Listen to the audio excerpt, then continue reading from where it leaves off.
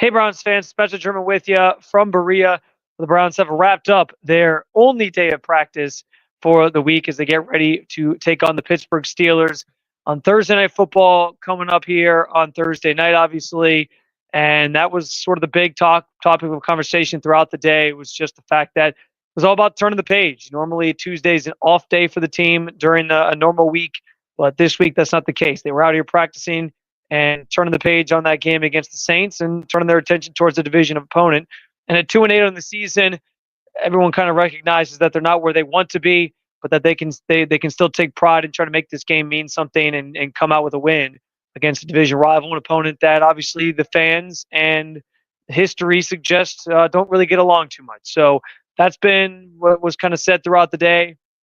In terms of the practice report side of things, the only players not out of practice initially were Jeff Swaim, the Browns tight end, who is dealing with a concussion and has already been ruled out for Thursday. Myles Garrett initially wasn't out there and then came sort of walking out late just in his practice jersey, no pads or anything like that. So he did not practice today, likely just in a short week, sort of playing it safe with Myles. And Myles did meet with the media today and just talked about continue to play with pride, and it sounds like he is going to be a go for Thursday, so nothing alarming there. The team also made a couple moves. They placed DeJuan Jones on the injured reserve, which was kind of an expected move after Kevin Stefanski made it known after the game yesterday, or on Sunday rather, that he was done for the season and with that broken fibula, and they made that official today by putting him on the IR. Along those lines, in his place, or I guess not in his place, but as a retroactive move, they did sign or re-sign Jaron Christian, who was part of the team last year. He was one of the guys really part of the starting rotation on the offensive line for the Joe Flacco run at the end of the season there. So a guy that they're pretty familiar with and a guy that they feel comfortable with bringing in here to help bolster the offensive line, which has just been ravaged by injuries for the second consecutive season. And that's obviously a big storyline and continues to be a big storyline for this team as they get ready for a very, very aggressive Steelers defensive line on top of that. And they're going to certainly have their hands full in that regard.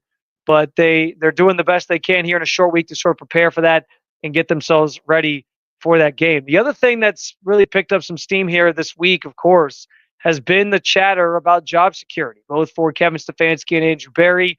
We know the Browns have a history of, after games against the Steelers, moving on from certain members of the front office or the team brass in general.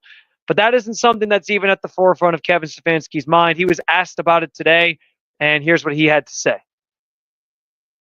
Grew up listening to WIP. 610 WIP. You're 2-8.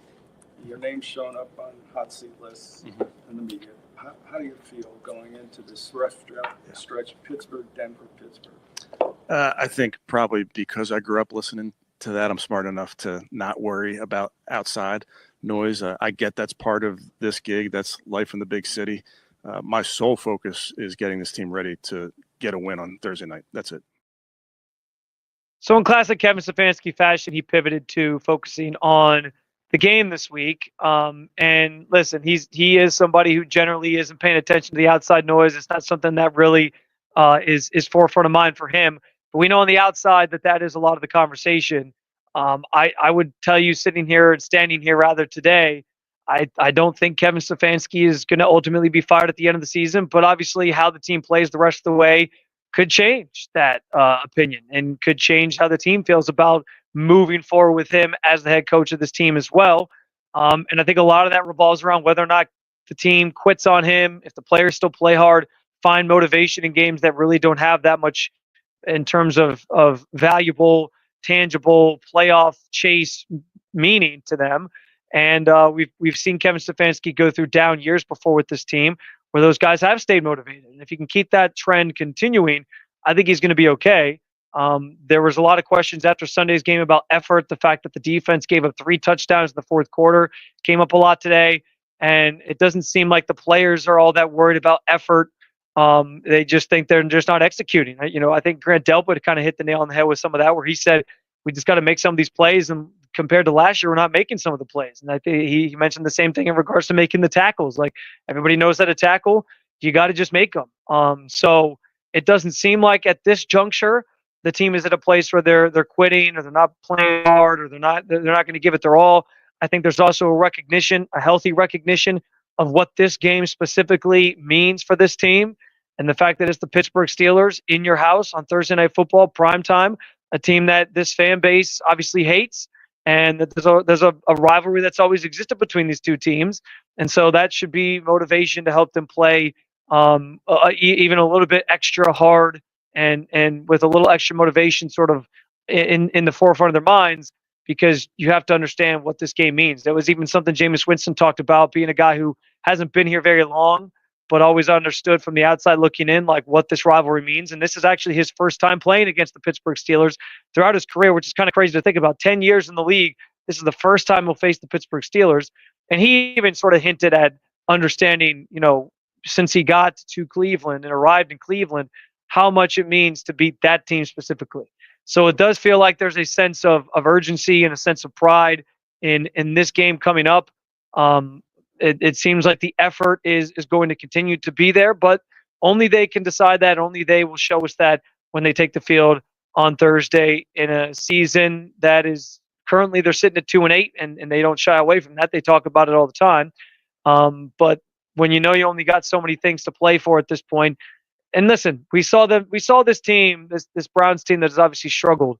We saw them a couple weeks ago, a Ravens team that we all thought were Super Bowl contenders and one of the best offenses in football, gonna run away with the division. And all of a sudden, that Ravens team has 4 losses because they lost the Browns and they lost the Steelers. And this Steelers team is going to be very, very good. It's a tough opponent, but you just never know, especially on a short week. Maybe the Browns have some juice here, and then get something going, and it'll be a nice feather in their cap to get a win over the Pittsburgh Steelers. And I guess along those lines, maybe one of the last things they can play for is a winning record in the division. They're 1-1 right now. Chance to beat the Steelers on Thursday with 4 division games to go. And, that would be a nice, maybe not saving grace. That's not the right phrase, but maybe that would be a nice little boost or positive note to take away from the season. They can finish strong and get a couple wins here against the teams that they know best and the teams that they obviously are going up directly against in competition in this AFC North each and every single year. That's going to do it from Berea, really, for this week. No practice tomorrow. They're taking the field at Huntington Bank Field on Thursday to take on the Steelers. We will have you covered along the way. Be sure to like, subscribe, and review if you must, or comment on this video and others that we have over at the Cleveland Browns and SI YouTube channel. You can find more content like this. We'll have press conferences from today up there a little bit later today as well. And of course, we implore you to head on over to si.com/NFL/Browns. That's si.com/NFL/Browns to get the latest news in a written form from things that took place in Berea today, other things percolating about this team and around this team around the NFL. That's going to do it. I'm Spencer German. We appreciate you guys jumping on in. The next time you see and hear from me will be Thursday, pregame, before they kick things off with Pittsburgh. And of course, postgame, we'll have a conversation for you as well. But until then, keep on flowing along with all the news you need for your Cleveland Browns with the Cleveland Browns on SI.